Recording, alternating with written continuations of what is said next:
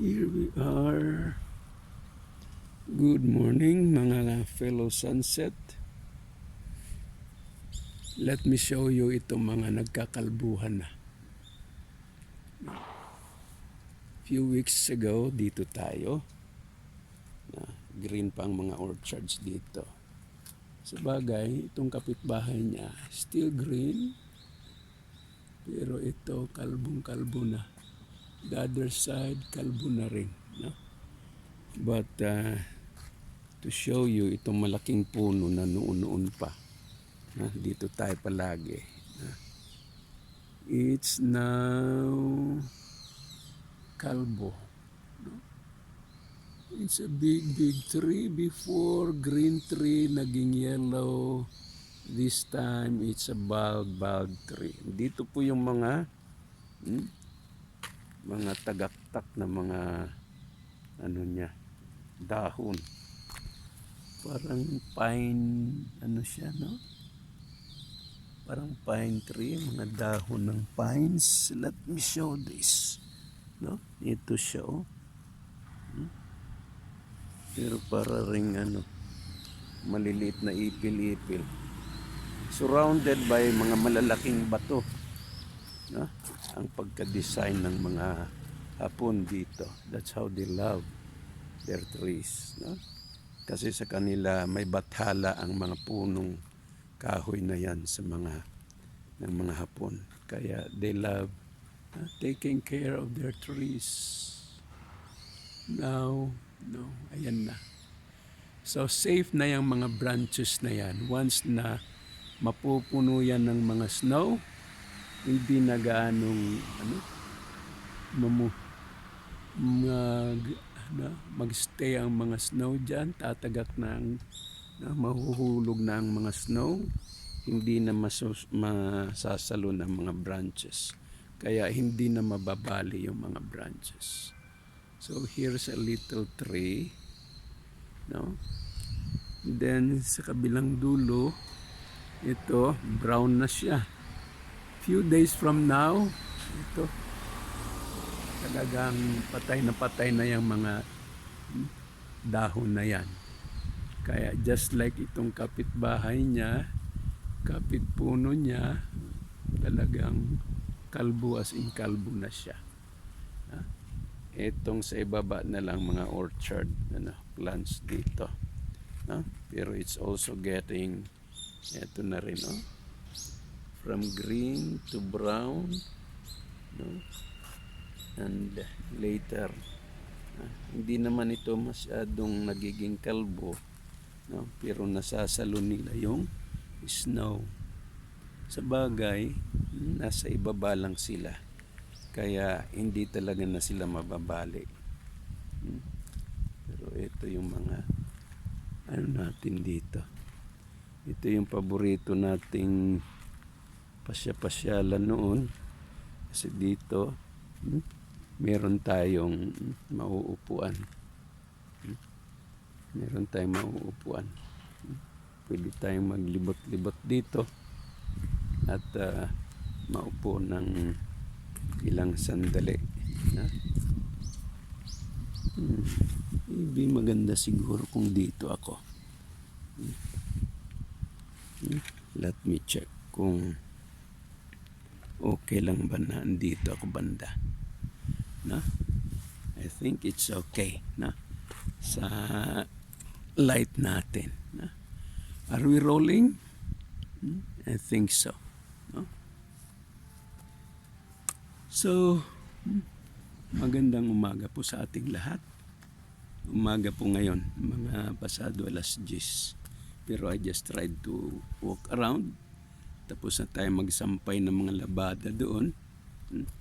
And I tried to make use of a time para maiba tayo. Lagi na lang tayong nasa veranda or sa terrace. I just tried to make sure na meron akong isang towelette. I have my bonnet plus itong cap. Hindi ko ito malimutan na ito. Bigay sa akin ng pinsan ko noon. Thank you, Ricky.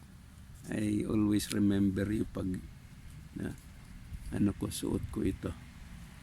Kay Manong Boy Medrano Jr., happy birthday po. I just don't like to remember kung ilang taon na tayo, but alam ko lampas na tayo sa mga mga dual citizenship natin. And day after tomorrow kay Ate Lily din, advance happy birthday.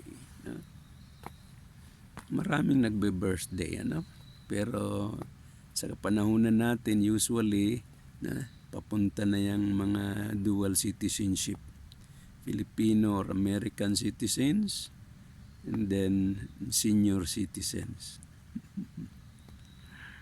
Mind you, kahapon din nag-chat lang kami, video call lang kami ng isang kaibigan ko. He is a really good friend of mine, taga Mindanao, pero andito siya sa Japan. The truth is, inopera siya kahapon. And dito sa may balikat niya, natusok siya doon. Doon inopera. Kaya lang sabi niya, mistake daw yung pagkatusok sa kanya, yung unang tusok na stitch talaga siya, na cut. Then hindi pala daw doon. Kaya nadoble yung cut. Kaya galit na galit siya sa nurse na yun. Gusto niyang idemanda. But ayun, may inilagay silang foreign body doon para sa lympho niya. Lympho. Stage 4 na rin daw. And may limit na yung buhay niya. Yun nga lang, gusto pa rin ng misis niyang tumagal-tagal yung buhay niya, kaya they're trying to make or do more things para masave pa rin yung mga ilang buwan niya rito sa mundo.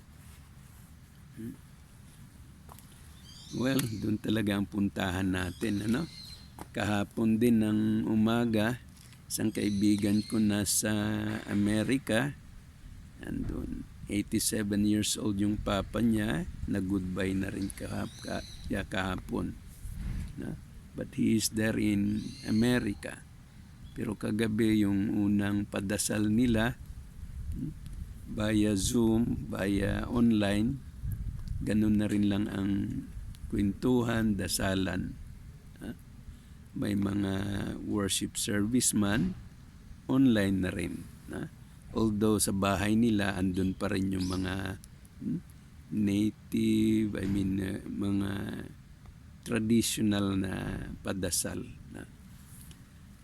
Well, isang ko lang dito sa mga online. We are so grateful naman sa online, sa Zoom. Lagi ko na rin itong nababanggit. Sa klase, may online class, kahit na modules, module man, still, the students have to use, they have to use mga, pa rin, internet, para sa kanilang mga question and answers, sa kanilang mga teachers. They have to verify kung anong ibig sabihin dun sa nasa modules nila. Maybe I have to take this. Anyway, dito lang tayo sa ilalim ng Pero one thing na narinig ko kanina, ginagamit na rin pala ng e-sabong, internet, through internet, yung mga sabong-sabong. And it costs billions. Cost billions. And pinahintulutan daw ng PAGCOR itong e-sabong. Ang laki-laki ng pera dyan sa sabong. Almost all municipalities, cities, may mga galleries ng pasabungan. Well, mga big personalities, governors, senators, andyan sila sa mga sabong-sabong. And those are mga sugal. And as of this time, pati mga bata, napupunta na rin sa mga sabong-sabong. Mga estudyante, mga drivers, nag-iisabong na rin. I just really don't know how they do it. Siguro nagsasabong man ang mga manok, binibidyo nila kung pula o puti man or what, I really don't know, pero this is it. Ginagamit na nila yung mga technology, mga digital technology natin sa kahit na ano-anong paraan na rin. Well, kung paano man natin gagamitin yon, ang technology, nasa sa atin if how we could make use of it for a greater purpose. Siguro itong mga COMELEC, yung mga elections, pagdating ng kampanyahan, usually sa social media ang tagaktakan yan. In fact, kahit wala pa yung kampanya, yung mga introduction pa lang, mga visibility pa lang ng mga candidates, andun na, social media na. Yung mga talk shows, andun na, ini-interview na si Cordapia, si Pedro, si Petra, si Nene, kung sino-sino. At nagkakaroon na ng mga inkwentruhan, although wala pang kampanya. But that's how we make use of our cyberspace. Ang isa nga lang talagang inaano ko is itong very risky na paggamit ng mga bata sa gadgets, sa cellphones nila.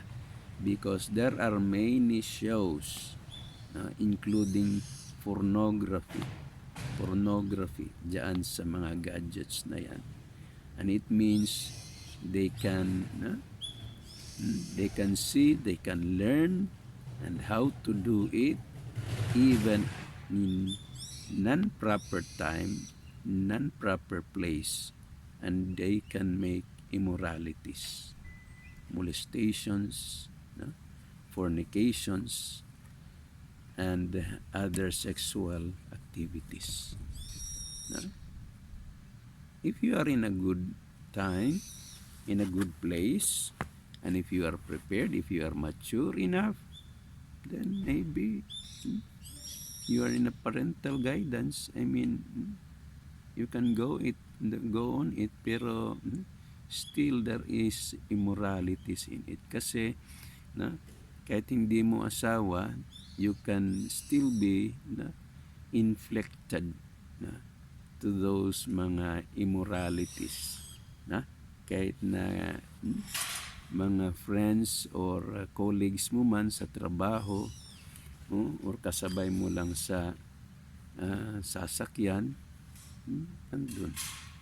Kahapon may napablatter na tricycle driver, inimasmasan yung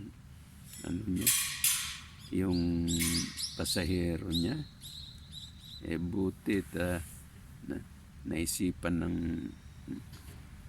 itong pasaherong i-video yung ginagawa ng driver sa kanya.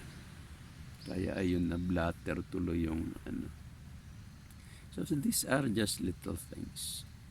But one thing good, I have heard about itong mga Japanese ba who are not really English speaking, but they are bound to go to other places for NGO purposes. They want to join the activities of non-governmental organizations, educational man, but the thing is, they'll go to Malaysia, to Singapore, to Philippines, and they cannot speak English. And there are many volunteers, lalong-lalo yung mga graduates, senior high school graduates, college graduates. They want to explore more. Kasi high school sila, meron na silang mga excursions, and mga senior high school, ang excursions nila is outside Japan. Yung anak ko minsan pumunta ng Bangkok, pumunta ng Philippines, and they have the chance to go with their itong mga barko-barko nila. Meron tinatawag na homestay. They have to stay for 2 weeks doon sa isang bahay na hindi nila kilala, pero coordinated sila ng school to school coordination, and then the student will stay in that particular house. Hindi niya kaano-ano, but theirs is to experience mga international culture at kung paano yung mamuhay sa ibang bansa. The problem is language. Culture-wise, siguro madali na silang maka-adjust doon. Pero expressions, talking, greetings, asking, kung wala silang mga language, talagang wala silang alas. Kaya we English teachers here in Japan, we tried to organize ourselves. We want to help these young people. Dahil we are growing old and still we can teach English, we want to bring this English to them. Kung mawawala na kami rito, who will teach them? There are Japanese English teachers, yes, but we know how limited they are. So, the past few days, I tried to make a proposal of making an English teachers club here in Japan. And I tried to make a curriculum for primary students or pupils, elementary pupils, mga middle high school students, senior high school students, college or university students, and even advanced English in terms of conversational English. But I still want to have some feedbacks from my colleagues sa mga English teachers. I just don't want to make it by myself. Medyo lumalakas-lakas ang hangin. So, I'm trying to pick some feedbacks among my colleagues and friends here, because I know in curriculum making or development, I have to consult the parents, the teachers, the administration, even the students, and the society where these students will go, on where they will be deployed, where they will be working or be doing their career. So for that, I tried to make a survey, and how I wish my friends also will help me on this. Some friends of mine are trying to reply, but I hope that we can expand more into a bigger group para matulungan din natin yung mga next generations natin. This is how good the online Providence, the platform of online this time, digital forms, that if we will use it properly, positively.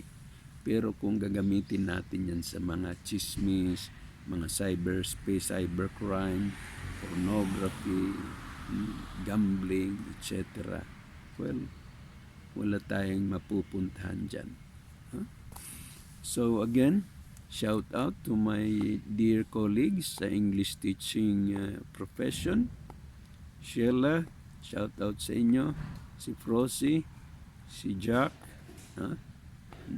si Rowena, sino pa? Si James Paranada. I really miss you, my dear brother. Si Joey, I don't know if Joey is still teaching. And moreover, maybe Ella also. I think Ella is already teaching English. But iba lang kasi dito ang mga English teachers. They are called ALT or Assistant Language Teachers. They are not really the full subject teachers. They are only assistant. Japanese teachers are the one holding the class. and then they only tap their assistants if they need to make a good pronunciation of the words or of using that word into a sentence or whatever. Yun lang. No? And you are not even allowed to speak in Japanese inside the classroom or in the school. So there you are, as if you are a reference. No? But of course, there are good subject teachers who give you time, more time, to really take the time and explain it, use English well to your students. Good for the elementary English teachers. They have storytelling. They have good strategies in elementary teaching. But curriculum development is a big area. It has to be based from the vision, mission, goals of the school, of the philosophy of the institution. And to achieve the VMG of the institution, you have to make the curriculum, develop it on how to really attain those goals, objectives of the institutions. And then from that curriculum, stage by stage, from elementary, high school, junior high school, college, or university, or even start from the nursery and kindergarten, you have to develop that and make it bloom. So that is a curriculum, and then from the curriculum, teachers need to develop a very specific syllabus on how they can go with the chapter 1 of the curriculum, part 1 of the curriculum, and the syllabus should be presented and approved by the principal or department head. Once it is approved, then lesson plans can be done. Maganda kung ganun, but those are very ideals. Pero that's up if we are to really make a good institution. Pwede namang mga shortcuts dyan kung kunting lang ang goal ninyo. Pero that's it. Sa Japan kasi, book lang. Cover to cover ang book nila. Wala talaga silang mga direct curriculum. It depends on the school or the English teachers. Kaya for our Japanese English students or children, for our half Japanese children who wish to go to Malaysia, to Indonesia, to America, how I wish that we can really also address their needs dito sa mga English conversation. Well, I hope may nakuha tayo rito sa isang kunting talakayan natin. This is an educational, maybe a little lecture on educational management. Let's put it into SMO1. It's about education, English management. So again, thank you. Shout out sa inyo. Roll call tayo sa ating mga kababayan. Si RR, palagi yan. Si Bernard. Congratulations sa pagkapanalo ninyo sa anak mo doon sa soccer. And sino pa yon? Sina Juliet sa Davao, si Cora, si Tatay Pedi, si Miriam, sino pa? My friends in there, si Manilyn, si Eril. I hope you are doing fine. And si Mark, kumusta Mark? Modules mo? Si Wally, si Ma'am Grace, Huwag po kayong magsawang sumuporta, ma'am, sa scholarship natin. Sa mga scholars natin, they are doing fine. Yun lang, marami na sila mga kailangan talaga. Particularly sa thesis nila, yung output ng thesis nila, mga inventions nila, na they need more support. Na si Wakay, kumusta ka dyan? Ha? Si Ma'am Pasqua, I really admire your support and thank you for the invitation, but I don't know if my good boys can attend. I told them to attend to your invitation. To the Sanchez group, no, who are also doing their visibility for their aspirations. Good luck sa inyong bisita sa aming barangay dun sa Bakwit Norte. Just be safe. Alam ko namang mababait yung mga taga-barangay namin dyan. I hope my relatives will welcome you smoothly in there. Raul Caballero, good luck iho dun sa nabunturan sa Davao de Oro. Just make it well. I hope everything will be fine. Again, thank you so much kay Noel Black Knight, kay Ben's TV, kay Flora Garden. Shout out sa inyong lahat. And again, magandang sunset sa ating lahat. Take good care.